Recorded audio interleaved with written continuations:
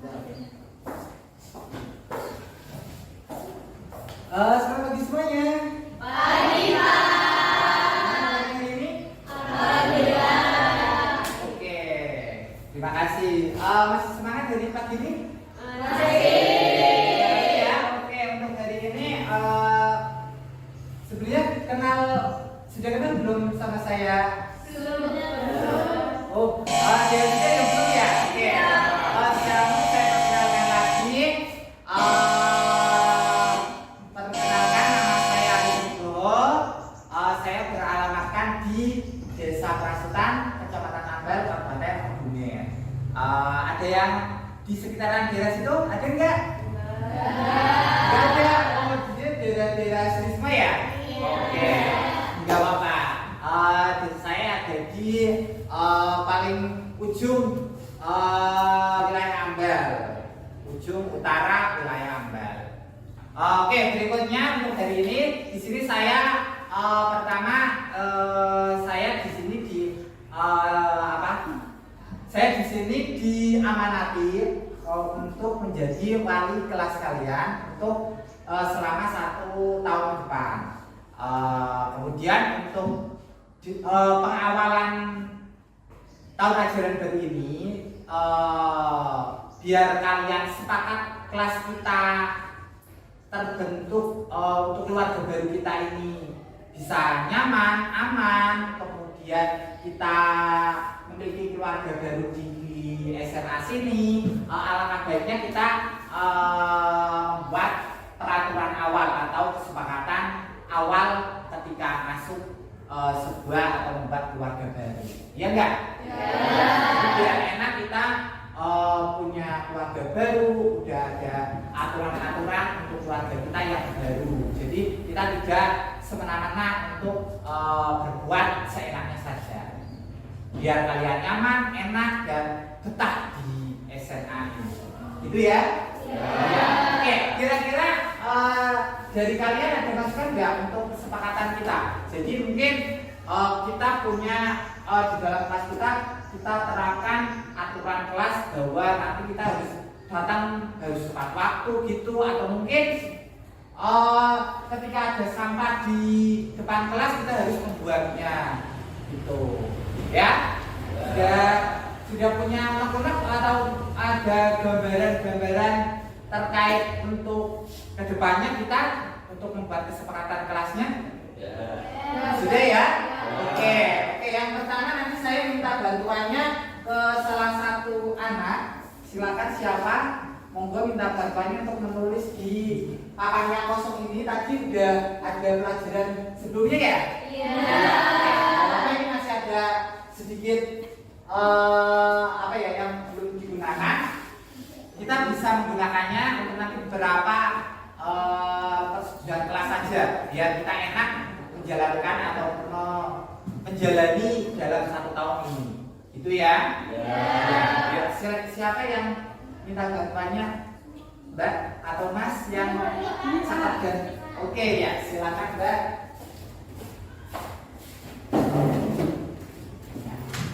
Oke, kira-kira kalau misalkan kita mau untuk datang di kelas ini gimana? Mau sesuai dengan tepat waktu atau bagaimana?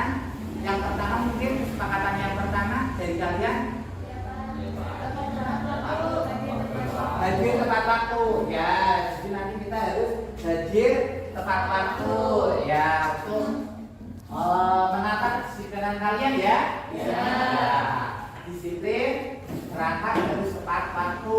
Jadi nanti kalian silakan dipersiapkan diri kalian ketika kamu datang ke sekolah itu, kira-kira dari rumah ke sekolah itu jaraknya berapa, atau mungkin jalan kaki nanti diperlukan waktu berapa gitu. Jadi biar tidak sampai pukul 7 gitu. Oke, yang kedua apa lagi? Menjaga kebersihan. Oke, menjaga kebersihan kelas ya, khususnya kelas kita. Nanti silakan, nanti ini ada yang tahun-tahun tahun-tahun lalu, silakan nanti kita bisa membereskan lagi seperti itu. Mungkin dari tatanan pojok sana dan pojok sebelah sana nanti kita juga bisa mengkondisikan biar tempat kalian itu nyaman untuk belajar. Itu ya, mungkin di situ ada apa ya? Yang corak-corak ini nanti kita bisa mulai menghapusnya. Itu kapan-kapan kita nanti kerja bakti bareng-bareng. Oke, menjaga kebersihan kelas. Kemudian apa lagi? Menerapkan 3S. Oke, senyum, salam dan sapa. Jadi nanti jangan apa ya, cemberut-cemberutan sama teman sebelah ini. Ya. Oke, nanti silakan untuk menerapkan 3S. Nanti ketika kalian ketemu di kantin atau mungkin ketemu di lapangan, kalian harus menerapkan 3S. Oke, berikutnya apa lagi kira-kira? Menjaga nama baik kelas. Oke, menjaga nama baik kelasnya. Jadi silakan nanti di luar kamu harus menjaga ya nama baik kita semua, intinya seperti itu. Ada lagi kira-kira?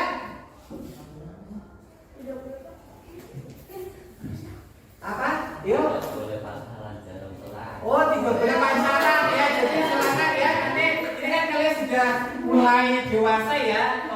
Silakanlah. Kalian sudah di sini, kalian tujuannya adalah belajar. Nah, silakan kalau mungkin berteman boleh, tapi untuk arah ke jenjang berikutnya ya besoklah ketika kalian sudah memenuhi syarat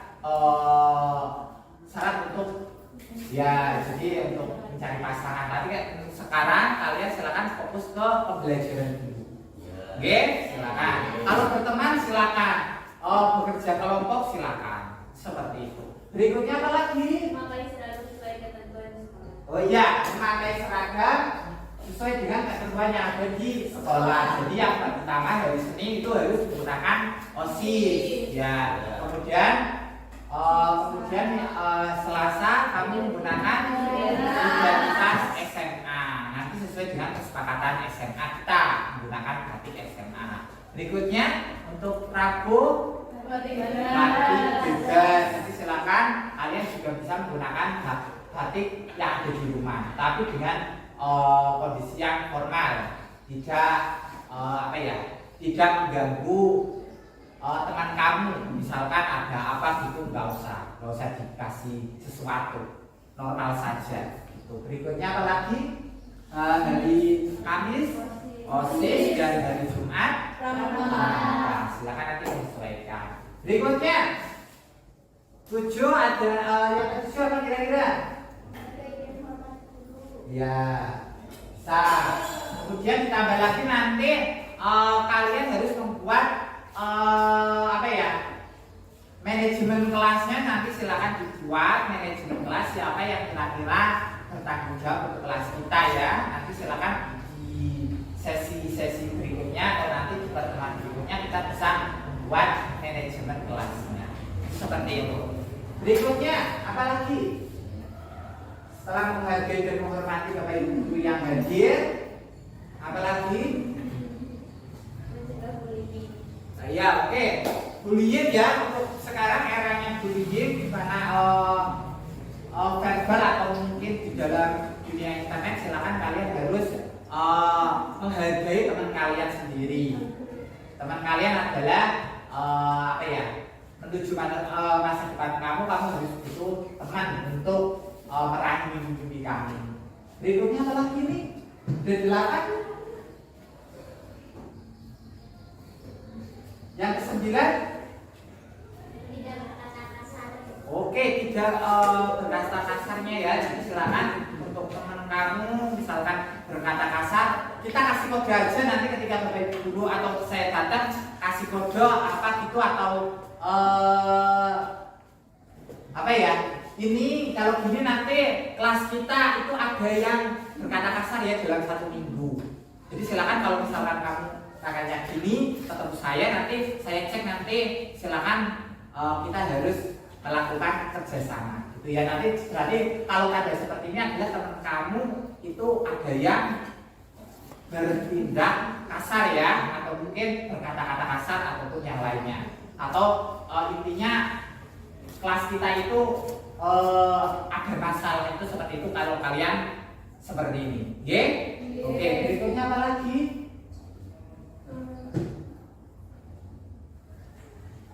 Tidak bermain HP saat pelajaran. Oke, tidak bermain HP saat pelajaran. Nanti silakan itu adalah walaupun itu kalian punya di HP sendiri-sendiri, kalian juga harus fokus untuk mata pelajaran yang ada di SMA seperti itu. Silakan untuk HP kalian harus silakan di silent saja, nggak apa-apa untuk ketika pembelajaran. Dulu aja Mbak, nanti kita lanjutkan. Mungkin dari 10 kesepakatan kelas kita harus meresapi diri ya. Karena ini sudah akhir sesi pembelajaran, saya harapkan kalian sudah persiapan lah memperkenalkan diri kalian ke SMA. Jadi kalian sudah nanti dikenal di lingkup SMA karena kalian adalah peserta didik baru ya. Nanti silakan, saya harapkan kamu bisa mengenal kelas-kelas sebelah. Ini teman kalian sudah kenal atau belum ini? Sudah ya? Oke, sudah. Kalau sudah, nanti silakan mulai memperkenalkan ke kelas-kelas lain. Nanti kalau nggak salah nanti untuk sesi-sesi berikutnya ada perkenalan antar kelas gitu. Ya, nanti mulai beradaptasi di lingkup SMA. Selamat datang di SMA kita, SMA Negeri 1 Bawang. Kurang lebihnya untuk pertemuan hari ini saya cukupkan. Kurang lebihnya saya mohon maaf. Wabillahi taufiq wal hidayah. Assalamualaikum warahmatullahi wabarakatuh. Waalaikumsalam warahmatullahi wabarakatuh. Terima kasih Pak.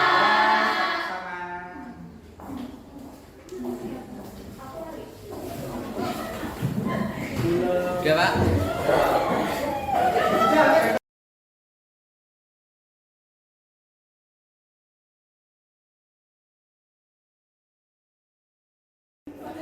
Assalamualaikum warahmatullahi wabarakatuh. Waalaikumsalam warahmatullahi wabarakatuh. Terima kasih Bapak Ibu guru hebat. Bapak Ibu guru telah bisa datang ke sini untuk saya berbagi sharing, berbagi materi terkait guru penggerak.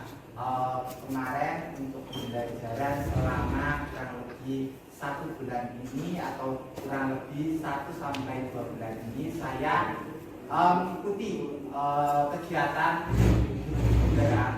Di sini saya ingin berbagi sharing kepada Bapak Ibu guru hebat. Kita saling berbagi, saling bertukar pikiran. Intinya kita saling kolaborasi. Di sini saya memaparkan beberapa materi yang telah saya dapatkan di guru penggerak. Saya bagikan kepada ibu hebat agar sekolah kita dapat berkembang atau membudayakan budaya positif yang saya dapatkan dari guru penggerak. Di sini langsung saja saya paparkan perkenalan.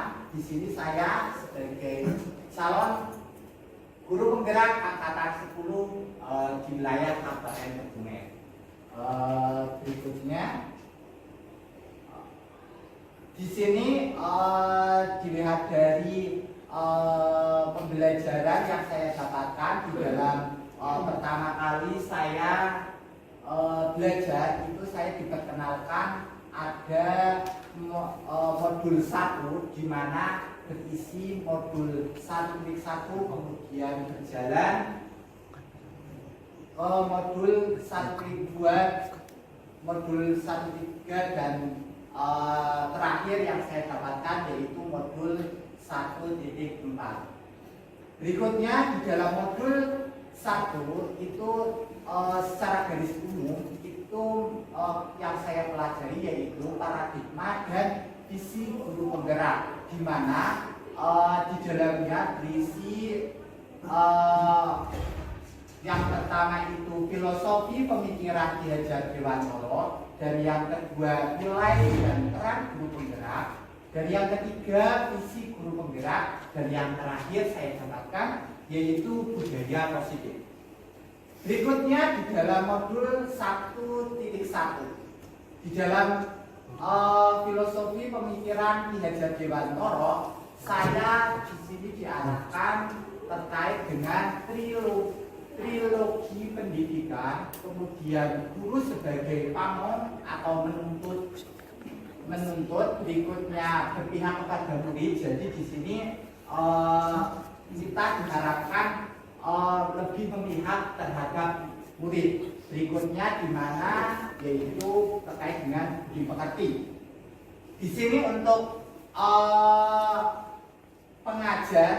pengajaran itu tidak sama dengan pendidikan, di mana pendidikan yaitu menuntut terhadap segala kekuatan kodrat yang dimiliki anak agar ia mampu mencapai keselamatan dan kebahagiaan yang setinggi-tingginya, baik sebagai seorang manusia maupun sebagai anggota masyarakat. Berikutnya dalam garis besarnya Ki Hajat Dewantoro mengibaratkan pendidikan sebagai seorang petani. Jadi secara garis besarnya Ki Hajat Dewantoro itu mengibaratkan pendidikan adalah seorang petani, di mana di sini murid itu dibagikan tanaman padinya. Ya, jadi seorang petani itu harus memberi pupuk, kemudian merawatnya. Nah itu kita sebagai guru itu diharapkan mempunyai karakter seperti petani. Berikutnya dalam modul 1.2 di mana nilai dan peran guru penggerak, di mana tujuan akhirnya yaitu dalam pendidikan Indonesia itu apa kira-kira? Untuk tujuan akhir pendidikan Indonesia, pendidikan di Indonesia, kurang lebih apa? Untuk tujuan akhirnya yaitu kita dapat mengimplementasi profil pelajar Pancasila, di mana yang pertama itu ada beriman dan bertakwa kepada Tuhan Yang Maha Esa, kemudian berkebinekaan global, mandiri, kritis, kreatif, dan bergotong royong. Berikutnya nilai dan peran guru penggerak di antaranya atau meliputi yang pertama nilai guru penggerak, yang pertama berpihak kepada murid, mandiri, reflektif, berkolaboratif, dan inovatif. Dan berikutnya perannya apa saja di sini sebagai guru penggerak, yaitu satu menjadi pemimpin pembelajaran, kemudian mewujudkan kepemimpinan murid, mendorong kolaborasi, menjadikan coach bagi guru lain, kemudian menggerakkan komunitas praktisi. Jadi di dalam sebuah sekolah itu harus tercipta komunitas praktisinya, itu seperti itu. Berikutnya di dalam modul 1.2 di mana di sini secara saya pecah dari satu persatu, di mana nilai guru penggerak yang berpihak kepada murid di sini segala sesuatunya dilakukan untuk kepentingan murid. Jadi semua kebutuhan, semua kegiatan sekolah itu intinya itu untuk kepentingan murid. Di mana titik akhirnya yaitu guru yang baik adalah guru yang dapat melayani tumbuh kembangnya murid dengan baik. Jadi di mana titik akhirnya murid itu dapat berkembang dengan baik atau dapat meraih cita-citanya. Berikutnya mandiri, di mana mandiri itu kita dapat melakukan evaluasi diri untuk kebiasaan menjadi pribadi dan guru yang lebih baik untuk siswanya. Kita harus dituntut sebagai mandiri, di mana kita bisa melakukan refleksi untuk diri sendiri dan untuk perkembangan murid menjadi lebih baik. Berikutnya reflektif, guru secara mandiri mampu menjaga semangat dirinya untuk terus menjadi yang lebih baik. Berikutnya kolaboratif, di mana di sini menyadari bahwa untuk memberi manfaat secara luas tidak dapat dilakukan sendiri. Jadi kita harus kolaborasi. Jadi di sini saya berdiri untuk kita saling kolaborasi memajukan SMA Negeri 1 Kutawinangun. Berikutnya inovatif, di mana kita senantiasa memunculkan ide-ide baru dan tepat guna. Di mana guru juga di sini sangat dituntut untuk inovatif, untuk mencerdaskan murid-murid di sekolah, untuk menumbuh kembangkan murid-murid yang ada di sekolah. Berikutnya untuk peran guru penggerak, satu menjadi pemimpin yang tadi sudah saya bahas, kemudian menjalankan filosofi Amung Ki Hajar Dewantara, kemudian Ingarso Sumtulodo, kemudian Madya Mangunkarso dan Kusmuri Handayani.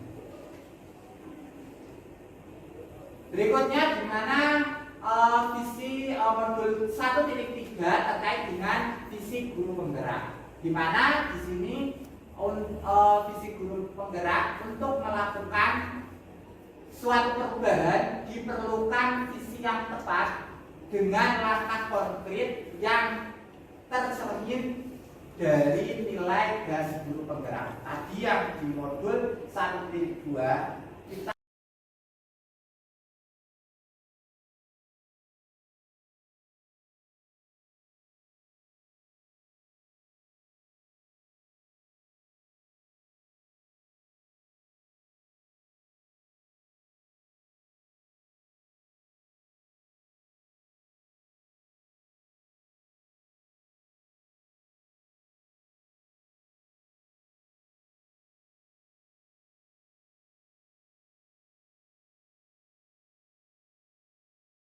yang pertama bukan untuk menembus kesalahan, namun untuk belajar dari kesalahan. Kemudian yang kedua, restitusi itu fokus pada karakter, bukan tindakan. Dan yang ketiga, berfokus pada solusi.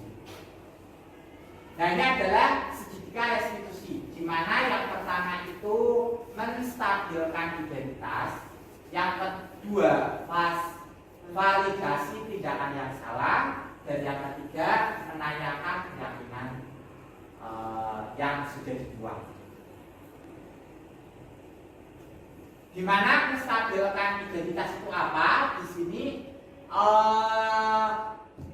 yang pertama, berbuat salah itu tidak apa-apa. Jadi di sini intinya itu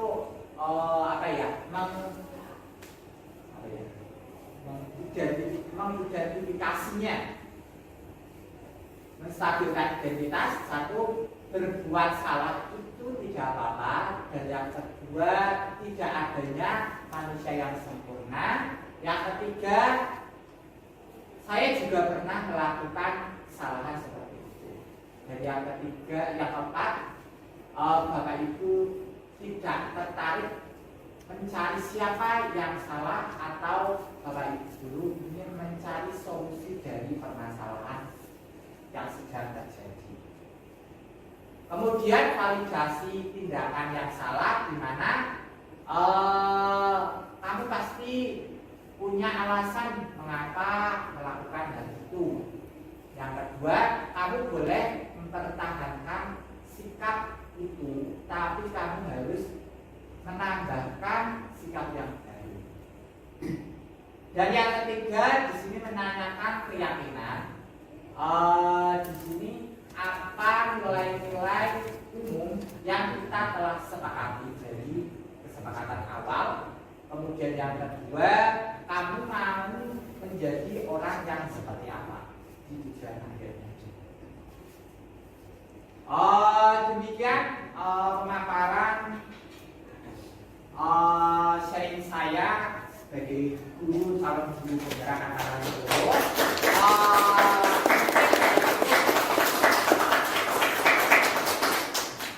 Mungkin Bapak Ibu guru memberikan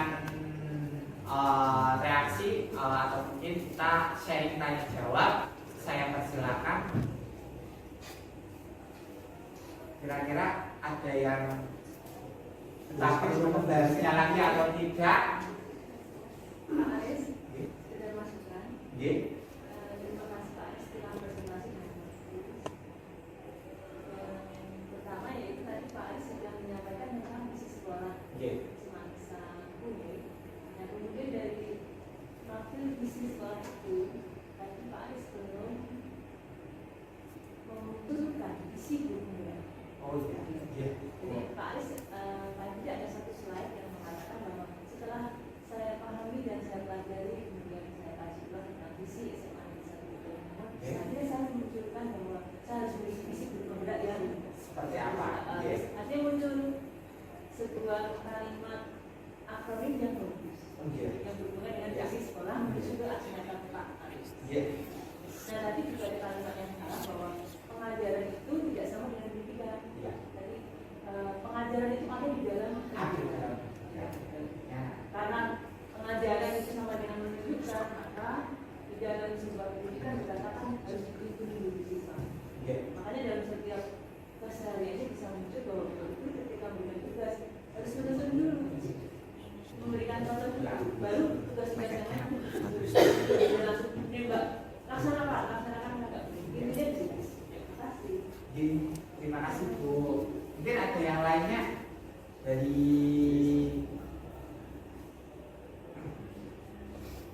Cukup jelas. Cukup jelas kan Ada Pak ya? lagi? Silakan. Terima kasih Pak Aris. Ini mungkin jadi gambaran mungkin yang nantinya bakal saya lakukan seperti ini ya. Pak Puji ya. Depannya nanti mungkin kita akan menjadi di posisi seperti Pak Aris. Menyimak tadi apa yang dipaparkan oleh Pak Aris, walaupun saya tadi mungkin datangnya agak terlambat, mohon maaf. Beberapa hal sih yang saya masih belum terlalu detail memahaminya.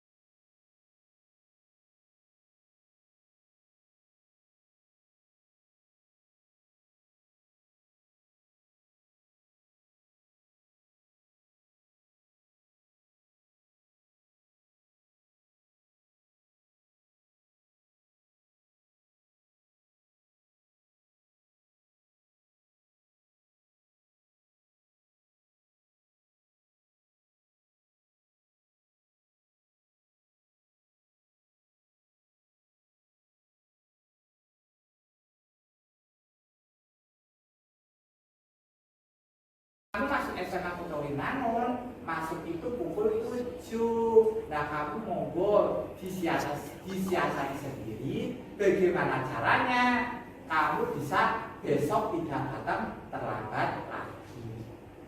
Seperti itu gambarannya. Kemudian yang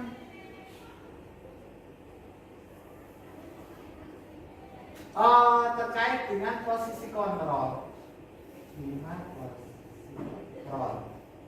Nah ini, dimana di sini untuk menurut Diani Gosen, di sini ada 5 posisi kontrol seorang guru. Yang pertama tadi ada sebagai penghukum, kemudian pembuat merasa salah, kemudian posisi teman sebagai pemantau, sebagai manajer.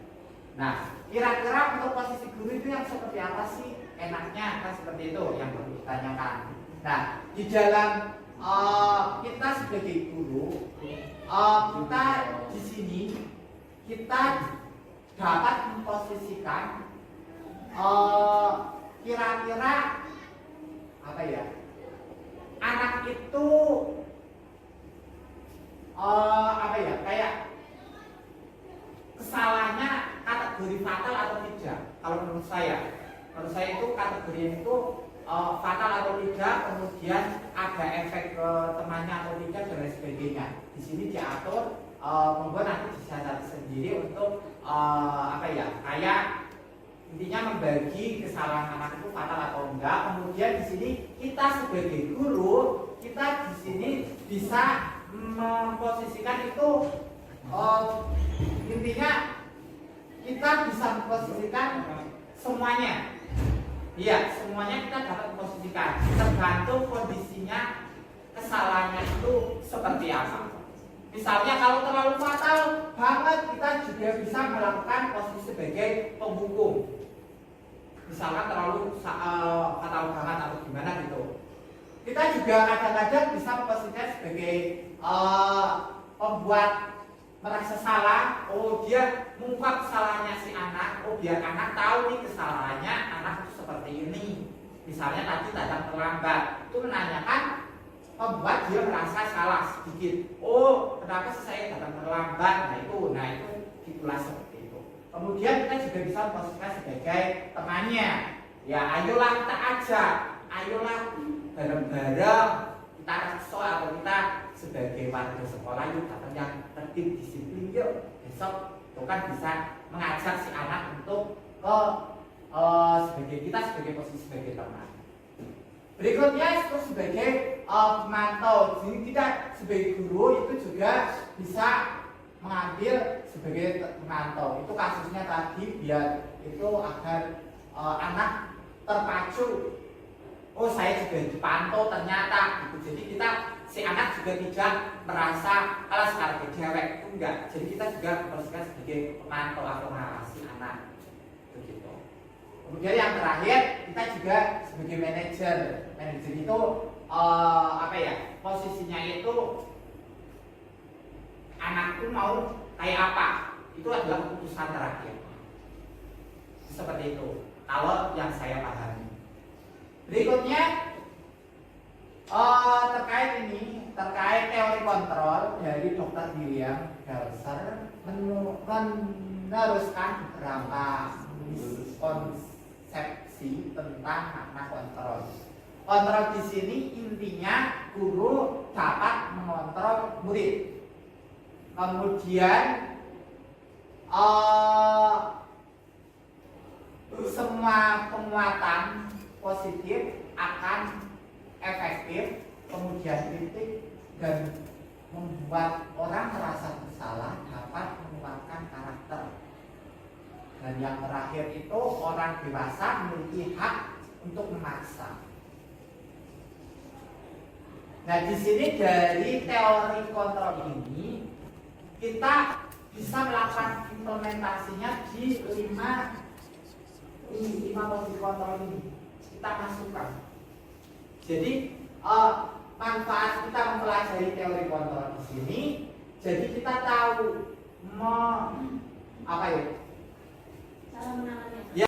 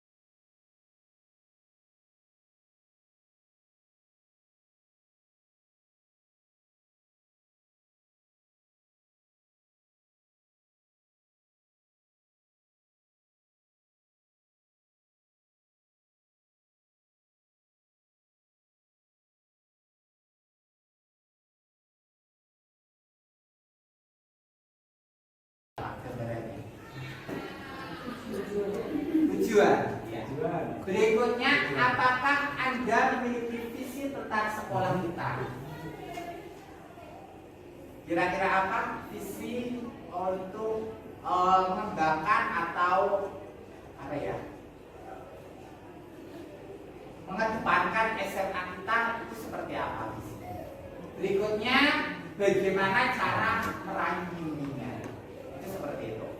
Jadi 3 teknik saya selaku guru penggerak memiliki visi, kemudian apa terkait dengan apakah Anda memiliki visi tentang sekolah, kemudian memiliki visi yang sejajar dengan visi sekolah, kemudian bagaimana cara meraih visi tersebut. Di sini visi sekolah kita yaitu terwujudnya insan unggul, berkarakter, berdaya saing global, dan berbudaya. Itu adalah visi SMA Negeri 1 Trawulan. Berikutnya dari visi sekolah, visi hanya akan tetap menjadi mimpi, ya kan? Tanpa adanya visi yang konkret untuk mewujudkannya. Jadi kalau misalkan visi itu tidak kita lakukan, visi itu hanya sebagai mimpi saja. Kemudian perubahan positif, jadi kita harus melakukan perubahan dari visi yang kita buat. Kita harus melakukan sebuah perubahan apa yang kiranya akan mencapai visi tersebut. Berikutnya, berpikir aset, bukan hanya berfokus tentang kekurangan. Jadi kita fokusnya itu ke aset kita, bukan kekurangan. Kalau kekurangan itu kalau kita pelajari, kalau kita terdalam itu banyak banget. Makanya kita fokusnya ke aset atau ke apa yang kita punya. Itu seperti itu. Berikutnya di sini di dalam modul 1.4, di sini contoh budaya positif di sekolah, kira-kira apa? Kebiasaan. Ya, kebiasaan di sekolah kita. Ya. Di sini untuk modul 4 budaya positif diambil dari James Gossen, di mana dalam budaya positif itu ada 3 motivasi perilaku manusia. Yang pertama itu untuk menghindari hukuman, yang kedua untuk mendapatkan penghargaan, dan yang ketiga untuk menjadi orang yang mereka inginkan dan menghargai diri sendiri dengan nilai-nilai yang mereka percayai. Di mana untuk poin 1 dan 2 itu kita jabarkan dalam eksternal, dan yang poin yang ketiga itu masih ke dalam internal, di mana nanti kita dapat mengeksplornya lebih jauh untuk yang budaya positif. Berikutnya teori kontrol dari Dr. William Glasser, di mana meluruskan beberapa miskonsepsi tentang makna kontrol, di mana yang pertama ilusi guru mengkontrol murid, kemudian yang kedua ilusi semua perbuatan positif akan efektif, dan yang ketiga ilusi kritik dan membuat orang merasa bersalah dapat menguatkan karakter, dan yang ketiga ilusi orang dewasa memiliki hak memaksa.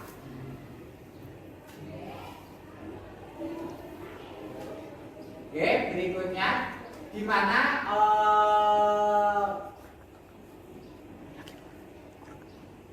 dari James Gossen itu terkait 5 posisi kontrol. Kita mengontrol seseorang itu ada 5. Yang pertama itu sebagai penghukum, di mana seperti ini. Ketika murid itu mendengarkan dari bapak ibu guru kata-kata seperti ini, terlambat lagi, pasti terlambat lagi, selalu datang terlambat, kapan misalkan ini kondisinya ketika peserta didik itu terlambat. Itu jadi ketika peserta didik itu datang terlambat,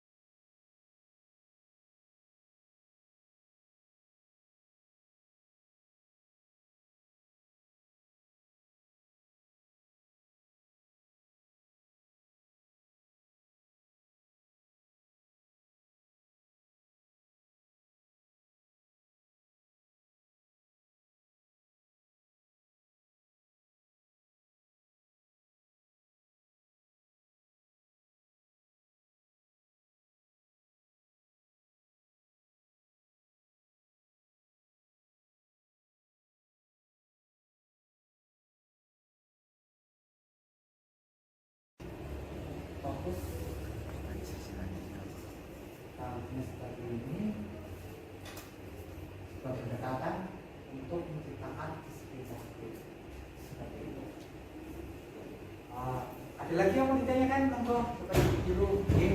Mungkin saya tidak menanyakan Pak, saya Oke. cuma mau menambahkan Oke, di Pak. pertanyaannya Pak Apri terkait tadi meluruskan teori miskonsepsi kontrol. Tadi Pak Apri kan menanyakan, lah itu miskonsepsinya terus kita harus bagaimana itu Pak Apri. Ya, untuk yang pertama di situ ada ilusi guru mengontrol murid. Ya, sebenarnya kita sebagai guru itu tidak bisa mengontrol sepenuhnya kalau muridnya tidak mau. Jadi yang harus kita lakukan itu tetap kita harus mendorong. Ada dorongan mendorong siswa atau dorongan dari siswa itu sendiri. Gitu. Itu miskonsepsinya. Kemudian yang kedua, semua penguatan positif akan bermanfaat atau akan efektif. Misal tujuan dan nasihat-nasihat yang kita lakukan murid seperti itu. Misalnya jika terlalu dalam, kita selalu membujuk-bujuk nasihat-nasihat terlalu dalam dan muridnya tadi misal tidak mau, maka akan menjadi ketergantungan dan murid tidak akan mandiri. Mereka dengan gurunya nggak jalan gitu. Terus yang ketiga, kritikan dapat membuat orang merasa bersalah, dapat menguatkan karakter. Nah, kalaupun kita harus mengeluarkan kritikan, maka kita cukup sebagai guru itu mengkritik secukupnya saja. Tetapi kritikan tersebut juga harus berupa kritikan yang membangun. Gitu. Kemudian yang keempat, ilusi orang dewasa memiliki hak memaksa. Nah, di sini maksudnya adalah menentukan pilihan adalah hak masing-masing manusia.